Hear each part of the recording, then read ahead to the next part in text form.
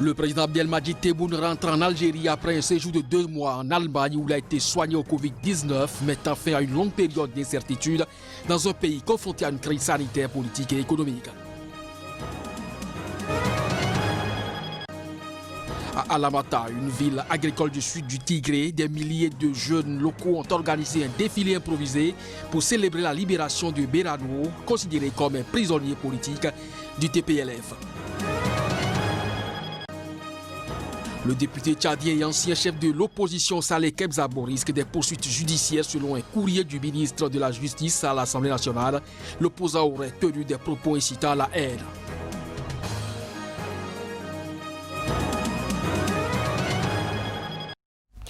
Bonsoir à chacun, bonsoir à tous et bienvenue dans cette session d'information. C'est une bonne nouvelle pour le peuple algérien. Le président Abdelmadjid Tebboune est rentré au pays après un séjour de 2 mois en Allemagne. L'homme a été soigné au Covid-19, mettant ainsi fin à une longue période d'incertitude dans un pays confronté à la fois à une crise sanitaire, politique, mais également économique. Reportage. C'est difficile d'être loin de son pays et plus difficile encore pour quelqu'un qui a beaucoup de responsabilités, a affirmé le chef de l'État, dont les images ont été diffusées au journal télévisé de 20 h.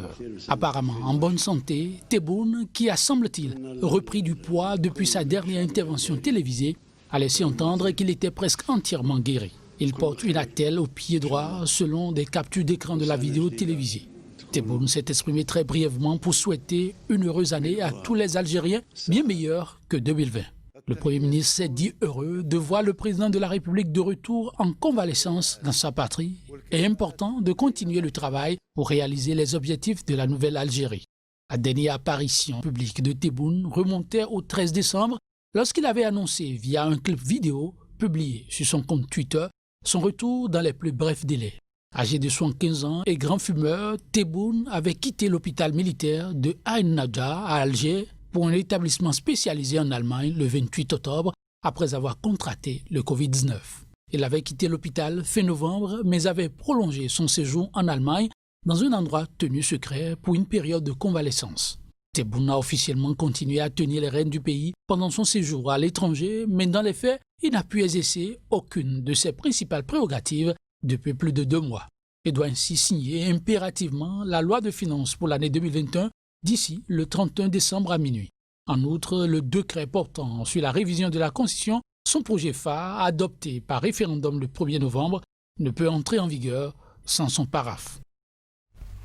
Le Parlement du Gabon, réuni en congrès, a adopté à une écrasante majorité la nouvelle constitution. La révision voulue par le président Ali Bongo a été adoptée par 204 votants sur les 229. Il n'y a eu aucune abstention. Le test de la Constitution révisée est passé dans les 2 chambres du Parlement gabonais comme une lettre à la poste. Le 15 décembre, les députés ont adopté le projet sans changer une virgule. Idem ce lundi 28 décembre pour les sénateurs. L'objectif de la révision, selon le gouvernement, est de combler les vides juridiques. Un recul démocratique, ont dénoncé les élus de l'opposition minoritaire dans les 2 chambres du Parlement. Parmi les dispositions révisées qui font couler d'encre et de salive, il y a l'article 13 sur l'intérim du président de la République en cas de vacance du pouvoir. Auparavant, cette prérogative était dévolue uniquement au président du Sénat. Désormais, l'intérim du chef de l'État sera conjointement assuré par le président du Sénat, celui de l'Assemblée nationale et le ministre de la Défense. La nouvelle constitution intègre le concept d'indisponibilité temporaire évoqué pour la première fois il y a 2 ans lorsque le président Ali Bongo avait été victime d'un accident vasculaire cérébral. La Cour constitutionnelle n'avait pas déclaré la vacance du pouvoir. L'opposition avait dénoncé une révision subtile de la Constitution. Avec le nouveau test, le chef de l'État pourra aussi nommer une partie des sénateurs alors qu'avant ils étaient tous élus. Au Niger, la Commission électorale nationale indépendante poursuit l'annonce des résultats commune par commune de l'élection présidentielle couplée à des législatives du 27 décembre dernier. La Commission électorale nationale indépendante CENI du Niger poursuivait mardi la proclamation des résultats au compte-gouttes à la télévision et la radio nationale. En fin d'après-midi, seulement les résultats d'une vingtaine de communes sur les 266 du pays ont été annoncés. Le principal enjeu du scrutin est de savoir si le favori Mohamed Bazoum, bras droit du président sortant Mahamadou Issoufou, âgé de 68 ans, qui ne s'est pas présenté à l'issue de ces 2 mandats constitutionnels, sera élu dès le premier tour ou non. C'est lent, mais ce n'est pas inhabituel. Ça a toujours été comme ça, mais les gens oublient, à préciser un membre de la CENI, justifiant la lenteur du processus. La mission d'observation des élections de l'Organisation internationale de la francophonie a donné un satisfecit au Niger, estimant dans un communiqué que le premier tour s'est déroulé de manière globalement satisfaisante, relevant le caractère historique de cette élection qui conduira à la première alternance démocratique dans le pays. Le président sortant, Mahamadou Issoufou, avait affirmé dimanche, quel que soit le vainqueur, la victoire appartiendra au peuple nigérien. 7,4 millions d'électeurs sur 23 millions d'habitants étaient appelés aux urnes pour cette présidentielle couplée à des législatives. 30 candidats, dont 2 anciens présidents et 2 anciens premiers ministres, étaient en lice. Favori du scrutin, Mohamed Bazoum a promis de mettre l'accent sur la sécurité et l'éducation, notamment des jeunes filles dans ce pays qui bat le record mondial de fécondité avec 7,6 enfants par femme. Un des principaux défis du prochain président sera de juguler les attaques djihadistes qui ont fait des centaines de morts depuis 2010 et fait fuir de leur foyer environ 500 000 réfugiés et déplacés, selon l'Organisation des Nations Unies. En Côte d'Ivoire, le dialogue entre le pouvoir et l'opposition pour décrisper le climat politique dans le pays a été suspendu ce mardi sans qu'un accord soit conclu. Cette suspension intervient après une semaine de pourparlers en vue de législatives qui se tiendront en mars prochain. Reportage. Les violences électorales liées à la présidentielle en octobre dernier, boycottées par l'opposition, qui a appelé à une campagne de désobéissance civile, ont fait 85 morts et 500 blessés entre août et novembre. Suite à ces incidents, plusieurs responsables d'opposition ont évoqué la nécessité d'un dialogue direct entre les chefs des 3 grands partis ivoiriens, le président Alassane Ouattara et les ex-présidents Henri Konan Bédié et Laurent Gbagbo. Mais après une semaine de discussion, le dialogue entre les 2 camps pour décrisper le climat politique a été suspendu ce mardi sans qu'aucun accord formel soit conclu.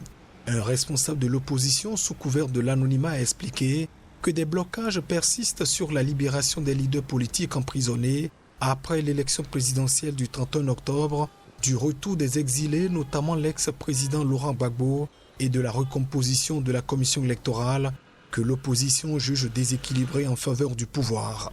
Dans son discours concluant les pourparlers, le Premier ministre Ahmed Bakayoko a salué un consensus pour la poursuite du dialogue en vue d'une décrispation du climat politique. La plateforme de l'opposition a des réserves, mais ne s'est pas retirée du dialogue. C'est une dynamique, a jugé Adama Bictogo, numéro 2 du parti au pouvoir, assurant que les élections législatives auront bel et bien lieu en mars 2021. Le plus important, c'est que l'opposition aille à ces élections, a-t-il ajouté. Le pouvoir avait évoqué jusqu'à présent un scrutin au premier trimestre. Aucune date pour une reprise du dialogue politique n'a été avancée. Le Front populaire ivoirien, le FPI, parti de l'ex-président Laurent Gbagbo, a déjà annoncé la semaine dernière sa participation aux législatives. Le PDCI ne s'est pas encore prononcé. Il faut dire que Pascal Affi-N'Guessan, un des principaux responsables de l'opposition en Côte d'Ivoire, vient d'être libéré et placé sous contrôle judiciaire ce mercredi après 2 mois de détention préventive. C'est une annonce faite à l'AFP par son avocat. Le député tchadien et ancien chef de file de l'opposition Saleh Kebzabo risque des poursuites judiciaires selon un courrier du ministre de la Justice adressé à l'Assemblée nationale. L'opposant aurait tenu des propos incitant à la haine et à perturber la quiétude au cours d'une réunion politique. Saleh Kebzabo s'est rendu coupable le 22 décembre dernier de propos portant atteinte à la paix et à la tranquillité publique, a souligné le courrier signé du ministre de la Justice tchadien, daté du 28 décembre et envoyé au président de l'Assemblée nationale. Le député avait préconisé aux jeunes de se donner les moyens de protéger les champs et leurs parents face à l'incurie des autorités. C'était dans la province de Tandjilé où un affrontement a opposé des agriculteurs et des éleveurs après la dévastation d'un champ.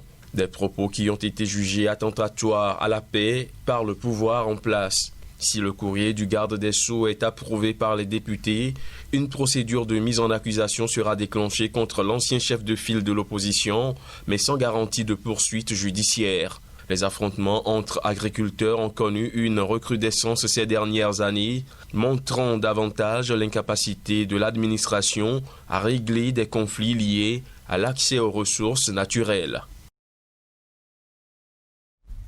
À Alamata, une ville agricole du sud du Tigré, des miliciens et des jeunes locaux ont organisé un défilé improvisé pour célébrer la libération de Berou Belaye Tefara, considéré comme prisonnier politique de l'ancien parti au pouvoir de la région. En 2018, Berano, 48 ans, a été arrêté par le TPLF pour avoir affirmé que sa patrie, située dans une zone connue sous le nom de Raï, dont Alamata est la plus grande ville, ne devrait pas tomber sous le contrôle des Tigréens. Reportage. Avec la défaite militaire du Front de libération du peuple du Tigré TPLF, des habitants de cette région du nord de l'Éthiopie envisagent désormais le rattachement de certaines zones à la région Amara voisine, une revendication porteuse de risque d'un nouveau conflit selon les analystes. Le 28 novembre, le Premier ministre éthiopien Abiy Ahmed, prix Nobel de la paix 2019, a annoncé la prise de la capitale régionale Mekele et la fin de l'opération militaire lancée 24 jours plus tôt pour renverser les dirigeants du TPLF à la tête de la région.